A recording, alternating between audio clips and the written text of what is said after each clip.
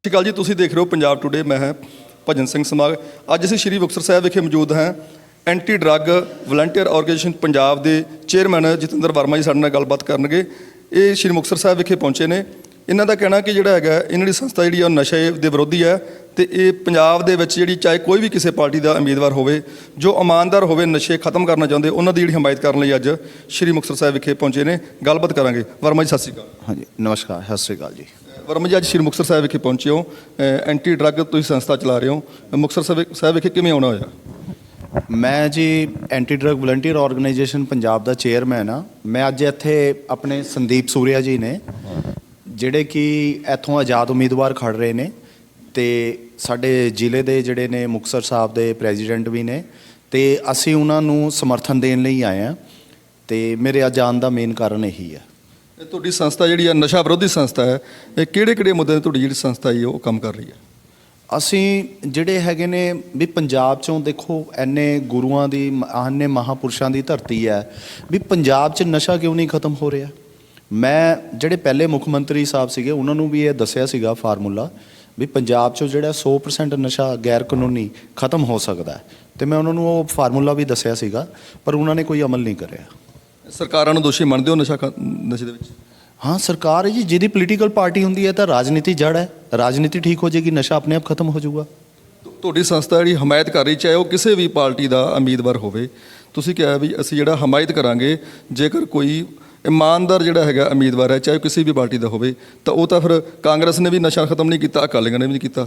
ਨਹੀਂ, ਅਸੀਂ ਕਿਸੇ ਪਰਟੀਕੂਲਰ ਪਾਰਟੀ ਦੀ ਸਪੋਰਟ ਨਹੀਂ ਕਰ ਰਹੇ। ਜਿਵੇਂ ਹੁਣ ਸੰਦੀਪ ਸੂਰਿਆ ਜੀ ਨੇ, ਇਹਨਾਂ ਨੇ ਬਹੁਤ ਅੱਛਾ ਸੋਸ਼ਲੀ ਕੰਮ ਵੀ ਕਰਿਆ, ਠੀਕ ਹੈ ਨਾ। ਸਾਡੇ ਜ਼ਿਲ੍ਹੇ ਦੇ ਪ੍ਰਧਾਨ ਵੀ ਨੇ, ਅਤੇ ਜਦੋਂ ਇਹਨਾਂ ਨੇ ਇੱਛਾ ਜ਼ਾਹਿਰ ਕਰੀ ਤਾਂ ਮੈਂ ਕਿਹਾ ਵੀ ਤੁਸੀਂ ਖੜੋ, ਠੀਕ ਹੈ ਨਾ, ਅਤੇ ਅਸੀਂ ਤੁਹਾਡੀ ਸਪੋਰਟ ਕਰਾਂਗੇ।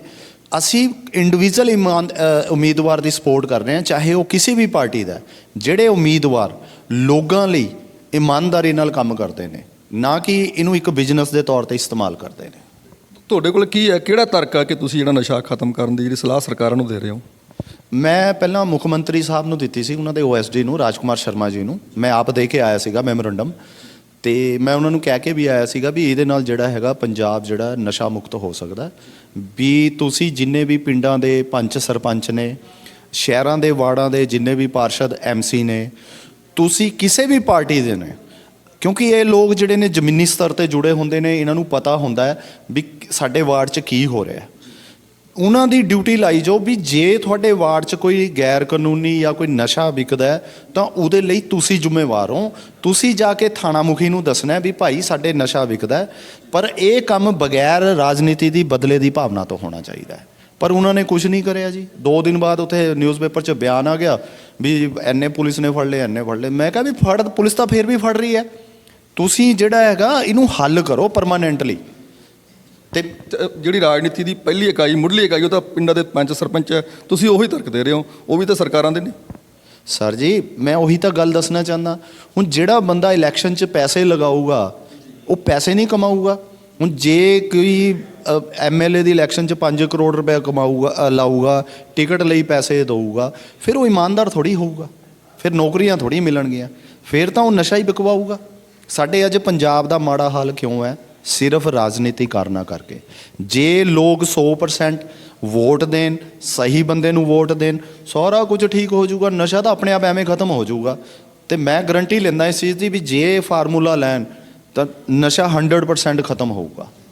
ਤੁਸੀਂ ਗੱਲ ਕੀਤੀ ਕਿ ਅਸੀਂ ਇਮਾਨਦਾਰ ਜਿਹੜੇ ਉਮੀਦਵਾਰ ਉਹਨਾਂ ਦੀ ਮਦਦ ਕਰਨੀ ਆ, ਉਹ ਤਾਂ ਕਾਂਗਰਸ ਵਿੱਚੋਂ ਵੀ ਤੁਸੀਂ ਲਓਗੇ, ਫਿਰ ਅਕਾਲੀ ਦਲ ਵਿੱਚ ਵੀ ਲਓਗੇ, ਜਾਂ ਆਜ਼ਾਦ ਵੀ ਕੀ ਲਓਗੇ, ਤਾਂ ਫਿਰ ਉਹ ਕਿਵੇਂ ਖਤਮ ਕਰਨਗੇ? ਦੇਖੋ, ਜਿਹੜੇ 2 ਨੰਬਰ ਦਾ ਪੈਸਾ ਲਾਣਗੇ ਅਸੀਂ ਉਹਨਾਂ ਦੀ ਸਪੋਰਟ ਨਹੀਂ ਕਰਾਂਗੇ। ਜਿਹੜੇ ਗਲਤ ਬੰਦੇ ਹੋਣਗੇ, ਕਿਉਂਕਿ ਇਲੈਕਸ਼ਨ 'ਚ ਜਿਹੜਾ ਹੋਊਗਾ ਕਿਸੇ ਵੀ ਪਾਰਟੀ ਦਾ ਹੋਵੇ, ਅਸੀਂ ਉਹਨਾਂ ਦੀ ਸਪੋਰਟ ਕਰਾਂਗੇ। ਸਾਨੂੰ ਪਾਰਟੀ ਨਾਲ ਕਿਸੇ ਨਾਲ ਕੋਈ ਮਤਲਬ ਨਹੀਂ ਹੈ, ਠੀਕ ਹੈ ਨਾ। ਜਦ ਇਮਾਨਦਾਰ ਬੰਦੇ ਆਣਗੇ, ਲੋਕ ਚੁਣਨਗੇ, ਆਪਣੇ ਆਪ ਸਹੀ ਬੰਦੇ ਅੱਗੇ ਕਰਨਗੀਆਂ ਪਾਰਟੀਆਂ, ਆਪਣੇ ਆਪ ਜਿਹੜੇ ਮਾੜੇ ਬੰਦੇ ਨੇ ਉਹਨਾਂ ਨੂੰ ਪਿੱਛੇ ਕਰਨਗੀਆਂ। ਸਮਝ ਆਣਗੀਆਂ ਵੀ ਲੋਕ ਜਿਹੜੇ ਨੇ ਬਦਲਾਵ ਚਾਹੁੰਦੇ ਨੇ। ਨਸ਼ੇ ਨੂੰ ਬੜਾਵਾ ਦੇਣ ਲਈ ਕਿਹਨੂੰ ਜ਼ਿੰਮੇਵਾਰ ਠਹਿਰਾਉਂਦੇ ਹੋ? ਨਸ਼ੇ 'ਚ ਦੇਖੋ, ਨਸ਼ੇ ਲਈ ਜਿਹੜਾ ਹੈਗਾ ਨਾ, ਇਹਦੀ ਜੜ ਕੀ ਹੈ? ਆਪਾਂ ਕੋਈ ਵੀ ਚੀਜ਼ ਹੈ ਨਾ, ਕੋਈ ਵੀ ਪ੍ਰੋਬਲਮ ਕ੍ਰੀਏਟ ਹੁੰਦੀ ਹੈ ਤਾਂ ਉਹਦੀ ਜਿਹੜੀ ਹੈਗੀ ਆਪਾਂ ਜੜ ਪਤਾ ਕਰੋ। ਆਪਾਂ ਐਵੇਂ ਕਹੀ ਜਾਈਏ ਜੀ ਉਹਨੂੰ ਫੜ ਲਿਆ, ਉਹਨੂੰ ਫੜ ਲਿਆ, ਤਾਂ ਪਤਾ ਨਹੀਂ ਕਿੰਨੇ ਸਾਲਾਂ ਤੋਂ ਚੱਲ ਰਿਹਾ। ਆਪਾਂ ਉਹਦੀ ਜੜ ਫੜੀਏ, ਜਿਹਦੀ ਜੜ ਹੈਗੀ ਰਾਜਨੀਤੀ, ਠੀਕ ਹੈ ਨਾ। ਤੁਸੀਂ ਰਾਜਨੀਤੀ ਨੂੰ ਠੀਕ ਕਰੋ, ਸਾਰਾ ਕੁਝ ਠੀਕ ਹੋ ਜਾਊਗਾ। ਨੌਕਰੀਆਂ ਕਿਆ, ਸਾਰਾ ਕੁਝ A to Z ਪੰਜਾਬ ਦਾ ਠੀਕ ਹੋ ਜਾਊਗਾ। ਹੁਣ ਅੱਜ ਇੰਨਾ ਮਾੜਾ ਹਾਲ ਹੈ, ਲੋਕ ਨੌਕਰੀਆਂ ਪਿੱਛੇ ਭੱਜ ਰਹੇ ਨੇ, ਮਰ ਰਹੇ ਨੇ, ਕੀ ਕਰ ਰਹੇ ਨੇ। ਲੇਕਿਨ ਮੈਂ ਲੋਕਾਂ ਨੂੰ ਅਪੀਲ ਕਰਾਂਗਾ ਵੀ ਤੁਸੀਂ ਰਾਜਨੀਤਿਕ ਸਿਸਟਮ ਨੂੰ ਠੀਕ ਕਰੋ, ਆਪਣੇ ਆਪ ਤੁਹਾਡਾ ਸਾਰਾ ਕੁਝ ਠੀਕ ਹੋ ਜਾਊ। ਤੁਹਾਨੂੰ ਕੋਈ ਧਰਨੇ ਧੁਰਨੇ ਜਾਂ ਇੰਨਾ ਕੁਝ ਲਗਾਉਣ ਦੀ ਲੋੜ ਨਹੀਂ ਪਊਗੀ।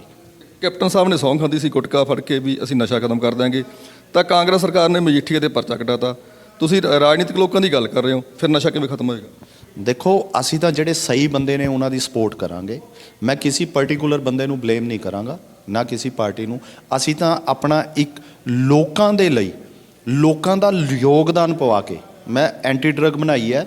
ਇਹਦੇ ਤੇ ਮੈਂ ਨੌਜਵਾਨਾਂ ਨੂੰ ਗਾਈਡ ਕਰ ਰਿਹਾ, ਕਾਲਜ ਦੇ, ਸਕੂਲਾਂ ਦੇ, ਕਿ ਤੁਸੀਂ ਨਸ਼ੇ ਦੇ ਖਿਲਾਫ ਕਿਵੇਂ ਕਰਨਾ ਹੈ। ਉਹਨਾਂ ਦੀ ਕਾਉਂਸਲਿੰਗ ਕਰੀਦੀ ਹੈ, ਠੀਕ ਹੈ ਨਾ, ਤੇ ਉਹਨਾਂ ਨੂੰ ਦੱਸੀਦਾ ਆ ਹੁਣ ਇਲੈਕਸ਼ਨ ਹੋਣਗੇ, ਇਲੈਕਸ਼ਨਾਂ 'ਚ ਸਭ ਤੋਂ ਜ਼ਿਆਦਾ ਨਸ਼ਾ ਵਿਕਦਾ ਵੀ ਤੁਸੀਂ ਇਹਨੂੰ ਕਿਵੇਂ ਰੋਕਣਾ, ਠੀਕ ਹੈ ਨਾ। ਜੇ ਇਮਾਨਦਾਰ ਬੰਦੇ ਆਉਣਗੇ, ਪੈਸੇ ਨਹੀਂ ਲਗਾਉਣਗੇ, ਆਪਣੇ ਆਪ ਨਸ਼ਾ ਖਤਮ ਹੋ ਜਾਊਗਾ। ਸਰਕਾਰ ਨੇ ਕਿਹਾ ਵੀ ਜਿਹੜਾ ਅਸੀਂ ਇੱਕ ਓਟ ਕਲੀਨਿਕ ਖੋਲ੍ਹੇ ਸੀ ਸਰਕਾਰੀ ਹਸਪਤਾਲਾਂ ਵਿੱਚ, ਪ੍ਰਾਈਵੇਟ ਵੀ ਜਿਹੜੇ ਸੀਗੇ ਓਟ ਕਲੀਨਿਕ ਖੋਲ੍ਹੇ, ਨਸ਼ਾ ਛਡਾਊ ਕੇਂਦਰ, ਤੇ ਕਈ ਨੌਜਵਾਨ ਨੇ ਉੱਥੋਂ ਨਸ਼ਾ ਛੱਡ ਵੀ ਚੁੱਕੇ ਨੇ। ਸਰਕਾਰ ਦੀ ਉਸ ਕਾਰਗੁਜ਼ਾਰੀ ਨੂੰ ਕਿਵੇਂ ਦੇਖਦੇ ਹੋ? ਸਰ ਜੀ, ਜਦ ਵਿਕੇਗਾ ਹੀ ਨਹੀਂ ਤਾਂ ਇਹਨਾਂ ਦੀ ਲੋੜ ਕੀ ਪਊਗੀ? ਤੁਸੀਂ ਜੜ ਨੂੰ ਪਕੜੋ ਨਾ। ਤੁਸੀਂ ਨਸ਼ਾ ਦਾ ਵਿਕਣ ਦੇ ਰਹੇ ਹੋ, ਫਿਰ ਜਿੱਥੇ ਜਿੰਨੇ ਮਰਜ਼ੀ ਖੋਲੀ ਜਾਓ ਤੁਸੀਂ ਸੈਂਟਰ। ਫਿਰ ਤਾਂ ਲੋਕ ਜਿਹੜੇ ਨੇ, ਜੇ 100 ਲੱਗਣਗੇ 25 ਠੀਕ ਹੋ ਗਏ, ਤੁਸੀਂ 25 ਦੀ ਵਾਹਵਾਹੀ ਲੈ ਲਓਗੇ। ਫਿਰ 100 ਲਗੇ, ਉਹ ਤਾਂ ਵੱਧ ਰਹੇ ਨੇ, ਠੀਕ ਕਿੰਨੇ ਕੁ ਹੋ ਰਹੇ ਨੇ? ਨਸ਼ਾ ਛਡਾਊ ਕੇਂਦਰਾਂ ਨੂੰ ਤੁਸੀਂ ਸਹੀ ਨਹੀਂ ਮੰਨਦੇ? ਨਹੀਂ, ਸਹੀ ਨੇ। ਨਸ਼ਾ ਛੁਡਾਊ ਕੇਂਦਰ ਸਹੀ ਨੇ, ਮੈਂ ਇਹ ਨਹੀਂ ਕਹਿੰਦਾ ਸਹੀ ਨੇ, ਪਰ ਆਪਾਂ ਜੜੀ ਜਦੋਂ ਖਤਮ ਕਰ ਦਾਂਗੇ ਨਸ਼ੇ ਦੀ, ਤਾਂ ਆਪਣੇ ਆਪ ਨੌਜਵਾਨ ਪੰਜਾਬ ਤੰਦਰੁਸਤ ਹੋ ਜਾਊਗਾ। ਕਿਤੇ ਸਾਡੇ ਪੰਜਾਬ ਦੇ ਮੁੰਡਿਆਂ ਦੇ ਇੰਨੇ ਗੱਭਰੂਆਂ ਦੀ ਇੰਨੀ ਗੱਲ ਹੁੰਦੀ ਸੀਗੀ, ਤੇ ਅੱਜ ਦੇਖ ਲਓ ਸਾਡਾ ਕੀ ਹਾਲ ਹੈ। ਸਪੋਰਟਸ ਦੇ ਵਿੱਚ ਦੇਖ ਲਓ ਕੀ ਹਾਲ ਹੈ, ਬਰਬਾਦ ਕਰਕੇ ਰੱਖਦਾ ਪੰਜਾਬ ਨੂੰ। ਆ 3 ਲੱਖ ਕਰੋੜ ਦਾ ਕਰਜ਼ਾ ਚੜ ਗਿਆ, ਕੌਣ ਜ਼ਿੰਮੇਵਾਰ ਹੈ ਇਹਦੇ ਲਈ? ਇਹ ਰਾਜਨੀਤਿਕ ਲੋਕ ਹੀ ਜ਼ਿੰਮੇਵਾਰ ਨੇ। ਤੁਸੀਂ ਟੈਕਸ ਭਰਦੇ ਹੋ, ਮੈਂ ਟੈਕਸ ਭਰਦਾ, ਸਾਰੇ ਟੈਕਸ ਭਰਦੇ ਨੇ, ਆਪਾਂ ਕੋਈ ਚੀਜ਼ ਖਰੀਦਦੇ ਹਾਂ, ਫਿਰ ਪੈਸਾ ਕਿੱਥੇ ਗਿਆ? ਲੋਕ ਉਸ ਤਰ੍ਹਾਂ ਪਹਿਲਾਂ ਨਾਲੋਂ ਮਾੜਾ ਹਾਲ ਹੋ ਗਿਆ। ਜ਼ਿਲ੍ਹਾ ਸ਼੍ਰੀ ਮੁਕਤਸਰ ਸਾਹਿਬ ਦੇ ਮਲੋਟ ਹਲਕੇ ਦੇ ਵਿੱਚ ਪਿਛਲੇ ਦਿਨੀ 2 ਘਟਨਾਵਾਂ ਹੋਈਆਂ ਨੇ, ਚਿੱਟੇ ਨਾਲ ਨੌਜਵਾਨ ਮਰੇ ਨੇ। ਉਹਨਾਂ ਦੇ ਜਿਹੜੇ ਪੇਰੈਂਟਸ ਕਹਿ ਰਹੇ ਵੀ ਸਾਡੇ ਬੱਚੇ ਚਿੱਟੇ ਨਾਲ ਮਰੇ ਨੇ। ਸਰਕਾਰ ਦੀ ਕਾਰਗੁਜ਼ਾਰੀ ਨੂੰ ਕਿਵੇਂ ਦੇਖਦੇ ਹੋ? ਸਰ ਜੀ, ਮੈਂ ਉਹੀ ਤਾਂ ਫਾਰਮੂਲਾ ਦੱਸ ਰਿਹਾ ਨਾ। ਜਦੋਂ ਕਿਸੇ ਵੀ ਪਾਰਟੀ ਦੀ ਸਰਕਾਰ ਹੋਊਗੀ ਜਾਂ ਕੋਈ ਵੀ ਬਣੂਗੀ, ਜਿਸ ਟਾਈਮ ਵੀ ਇਹ ਹੁੰਦੀ ਹੈ, ਜਦੋਂ MCਆਂ ਦੀ ਡਿਊਟੀ ਹੋਊਗੀ, ਪੰਚ ਸਰਪੰਚਾਂ ਦੀ ਡਿਊਟੀ ਹੋਊਗੀ, ਲੈ ਵੀ ਜੇ ਤੇਰੇ ਏਰੀਏ 'ਚ ਆਹ ਨਸ਼ਾ ਵਿਕਿਆ, ਅੱਗੇ ਤੋਂ ਨਾ ਤਾਂ ਤੈਨੂੰ ਪਾਰਟੀ ਦੀ ਟਿਕਟ ਮਿਲੂਗੀ, ਚਾਹੇ ਕੋਈ MLA ਹੋਵੇ, ਵੀ ਅਸੀਂ ਤੈਨੂੰ ਪਾਰਟੀ 'ਚੋਂ ਵੀ ਕੱਢ ਦਾਂਗੇ। ਕਿਵੇਂ ਵਿਕ ਜੂਗਾ? ਸਵਾਲ ਹੀ ਪੈਦਾ ਨਹੀਂ ਹੁੰਦਾ। ਤੁਸੀਂ ਕਮਾਲ ਕਰਦੇ ਹੋ। ਤੁਸੀਂ ਨਸ਼ਾ ਵਿਕਣ ਦੀ ਗੱਲ ਕਰਦੇ ਹੋ, ਮੈਂ ਕਹਿੰਦਾ 24 ਘੰਟੇ 'ਚ ਖਤਮ ਹੋ ਜਾਊਗਾ ਜੇ ਸਾਰੀਆਂ ਪਾਰਟੀਆਂ ਅਨਾਉਂਸ ਕਰ ਦੇਣ ਵੀ ਅਸੀਂ ਨਾ ਟਿਕਟ ਦੇਵਾਂਗੇ, ਨਾ ਪੋਲੀਟੀਕਲ ਕੋਈ ਅਹੁਦਾ ਦੇਵਾਂਗੇ, ਨਾ ਹੀ ਉਹਨਾਂ ਦੇ ਕੋਈ ਕੰਮ ਹੋਣਗੇ। ਖਤਮ ਹੋ ਜਾਊਗਾ ਨਸ਼ਾ। ਇਹ ਤਾਂ ਫਿਰ ਹੋ ਨਹੀਂ ਸਕਦਾ ਜੀ। ਕਿਸ ਤਰ੍ਹਾਂ? ਜੇ ਲੋਕ ਇਮਾਨਦਾਰ ਬੰਦਿਆਂ ਨੂੰ ਵੋਟ ਪਾਣਗੇ। ਹੁਣ ਇੱਕ MC ਹੈ, MC ਅਗਰ 10 ਲੱਖ ਰੁਪਇਆ ਲਗਾਊਗਾ ਜਾਂ 20 ਲੱਖ ਰੁਪਇਆ ਲਾਊਗਾ, ਉਹ ਫਿਰ ਗਲੀਆਂ ਠੀਕ ਕਰਾਊਗਾ। ਹੁਣ ਤੁਸੀਂ ਮੁਕਤਸਰ ਦਾ ਦੇਖੋ ਕਿੰਨਾ ਮਾੜਾ ਹਾਲ ਹੈ, ਠੀਕ ਹੈ ਨਾ। ਉਹ ਕਿਉਂ ਹੈ? ਕਿਉਂਕਿ ਇਲੈਕਸ਼ਨ 'ਤੇ ਪੈਸਾ ਲੱਗਦਾ ਹੈ, ਠੀਕ ਹੈ ਨਾ। ਹੁਣ ਜਿਹੜਾ ਬੰਦਾ ਪੈਸੇ ਲਾਊਗਾ, ਕਰੋੜਾਂ ਰੁਪਏ ਲਾਊਗਾ, ਟਿਕਟਾਂ ਦਊਗਾ, ਉਹ ਫਿਰ ਥੋੜ੍ਹੀ ਇਮਾਨਦਾਰ ਥੋੜ੍ਹੀ ਹੋਊਗਾ। ਉਹ ਤਾਂ ਫਿਰ 5 ਸਾਲ ਤੁਸੀਂ ਗਾਲਾਂ ਕੱਢੀ ਜਾਣਾ, ਜਦੋਂ ਵੋਟ ਲੈਣੀ ਆ ਉਹ ਫਿਰ ਤੁਹਾਡੇ ਮੂਹਰੇ ਹੱਥ ਜੋੜੂਗਾ, ਉਸ ਤੋਂ ਬਾਅਦ ਫਿਰ ਤੁਸੀਂ ਹੱਥ ਜੋੜਦੇ ਰਹਿਣਾ ਕੰਮਾਂ ਲਈ। ਕਾਂਗਰਸ ਵੀ ਨਸ਼ਾ ਨਹੀਂ ਖਤਮ ਕਰ ਸਕੀ, ਅਕਾਲੀ ਦਲ ਵੀ ਨਸ਼ਾ ਨਹੀਂ ਖਤਮ ਕਰ ਸਕਿਆ, ਤਾਂ ਫਿਰ ਲੋਕ ਕਿੱਧਰ ਜਾਣ? ਕਿਹੜੀ ਪਾਰਟੀ ਨੂੰ ਵੋਟ ਪਾਉਣ? ਸਰ, ਜਿਹੜੀ ਮਰਜ਼ੀ ਪਾਰਟੀ ਦਾ ਬੰਦਾ ਹੋਵੇ, ਜਿਹੜਾ ਇਮਾਨਦਾਰ ਹੋਵੇ, ਬਸ ਉਹਨੂੰ ਵੋਟ ਪਾਓ। ਤੁਸੀਂ ਇਹ ਨਾ ਦੇਖੋ ਵੀ ਇਹ ਸਾਡਾ ਫਲਾਣਾ ਹੈ ਜਾਂ ਇਹ ਢੀਮਕਾ। ਤੁਸੀਂ ਇਹ ਦੇਖੋ ਵੀ ਇਹ ਨੌਜਵਾਨਾਂ ਲਈ ਨਸ਼ਿਆਂ ਦੇ ਖਿਲਾਫ ਹੈ, ਇਮਾਨਦਾਰੀ ਨਾਲ ਕੰਮ ਕਰਦਾ ਹੈ, ਠੀਕ ਹੈ ਨਾ, ਤਾਂ ਉਸ ਨੂੰ ਵੋਟ ਪਾਓ। ਤੁਹਾਡੀ ਸੰਸਥਾ, ਤੁਸੀਂ ਸੰਸਥਾ ਚਲਾ ਰਹੇ ਹੋ ਨਸ਼ਾ ਵਿਰੋਧੀ, ਕਿੰਨੇ ਕੁ ਨੌਜਵਾਨਾਂ ਦਾ ਨਸ਼ਾ ਜਿਹੜਾ ਹੁਣ ਤੱਕ ਛੁਡਾ ਚੁੱਕੇ? ਮੈਂ ਤਾਂ ਜੀ, ਮੈਨੂੰ ਤਾਂ ਗਿਣਤੀ ਹੋਈ ਨਹੀਂ ਹੈ। ਮੈਂ ਤਾਂ ਕਾਉਂਸਲਿੰਗ ਵੀ ਕਰੀ ਹੈ। ਮੈਂ ਆਪ ਇੱਕ ਸਪੋਰਟਸ ਕੋਚ ਹਾਂ, ਸਪੋਰਟਸ ਨੂੰ ਵੀ ਬੜਾ ਪ੍ਰਮੋਟ ਕਰਿਆ, ਨਾਲ ਹੋਰ ਸੋਸ਼ਲੀ ਵੀ ਲੈਂਦਾ। ਮੈਂ ਪਟਿਆਲੇ ਪਿੱਛੇ ਜਦੋਂ ਬਾਦਲ ਸਾਹਿਬ ਦੀ ਸਰਕਾਰ ਸੀਗੀ, ਉਦੋਂ ਪੁਲਿਸ ਦੇ ਫੰਕਸ਼ਨ ਚੱਲਦੇ ਸੀ, ਮੈਂ ਉਦੋਂ SSP ਸਾਹਿਬ ਨੂੰ ਵੀ ਬੁਲਾਇਆ ਸੀਗਾ। ਉਦੋਂ DSP ਸਾਹਿਬ ਆਏ ਸੀਗੇ, ਉਹ ਵੀ ਜਿਹੜੇ ਹੈਗੇ ਨੇ ਇੰਟਰਨੈਸ਼ਨਲ ਬਾਕਸਰ ਨੇ, ਉਹ ਸ਼ਾਇਦ ਹੁਣ SP ਨੇ। ਤੇ ਮੈਂ ਉੱਥੇ ਮੁੰਡੇ ਸਾਰੇ ਕਰੇ ਸੀ ਜਿਨ੍ਹਾਂ ਨੇ ਮਿੱਥ ਵਗੈਰਾ, ਇਹ ਤਾਂ ਹਜੇ ਪੰਜਾਬ 'ਚ ਉਦੋਂ ਆਇਆ ਵੀ ਨਹੀਂ ਸੀਗਾ, ਤੇ ਉਹ ਲੜਕੇ ਮੈਂ ਛੁਡਾਏ ਸੀਗੇ। ਲੇਕਿਨ ਕੁਝ ਪੋਲੀਟੀਕਲ ਬੰਦਿਆਂ ਨੇ ਆਪਣੇ ਬੈਨੀਫਿਟ ਲਈ ਉਹ ਮੁੰਡੇ ਫੇਰ ਦੁਬਾਰਾ ਖਰਾਬ ਕਰਤੇ। ਪੰਜਾਬ ਦੇ ਨੌਜਵਾਨਾਂ ਨੇ ਕੀ ਅਪੀਲ ਕਰਨਾ ਚਾਹੋਗੇ?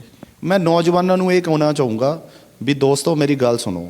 ਜੇ ਤੁਸੀਂ ਵਧੀਆ ਜ਼ਿੰਦਗੀ ਚਾਹੁੰਦੇ ਹੋ, ਲਾਈਫ ਨੂੰ ਇੰਜੋਏ ਕਰਨਾ ਚਾਹੁੰਦੇ ਹੋ, ਆਹ ਇਲੈਕਸ਼ਨ ਆ ਰਹੇ ਨੇ, ਆਹ 2-4 ਦਿਨ ਦੀ ਐਸ਼ਫਰਸਤੀ ਨੂੰ ਛੱਡ ਕੇ ਨਾ, ਪੰਜਾਬ ਦੇ ਭਲੇ ਲਈ, ਆਪਣੇ ਕੈਰੀਅਰ ਲਈ ਤੇ ਲੋਕਾਂ ਲਈ ਤੁਸੀਂ ਇਮਾਨਦਾਰ ਬੰਦੇ ਦੀ ਸਪੋਰਟ ਕਰੋ, ਨਾ ਕਿ ਨਸ਼ਿਆਂ ਵਿੱਚ ਪੈ ਕੇ ਜਾਂ ਕੁਝ ਲਾਲਚ ਨੂੰ ਤੁਸੀਂ ਉਹ ਬੰਦਿਆਂ ਨੂੰ ਵੋਟ ਪਾਓ। ਤੁਹਾਨੂੰ ਆਪਣੇ ਆਪ ਨੌਕਰੀਆਂ ਮਿਲੇਗੀ, ਤੁਹਾਡੀ ਲਾਈਫ ਵਧੀਆ ਹੋ ਜਾਏਗੀ, ਤੁਹਾਨੂੰ ਬਾਹਰ ਜਾਣ ਦੀ ਵੀ ਲੋੜ ਨਹੀਂ ਹੈ।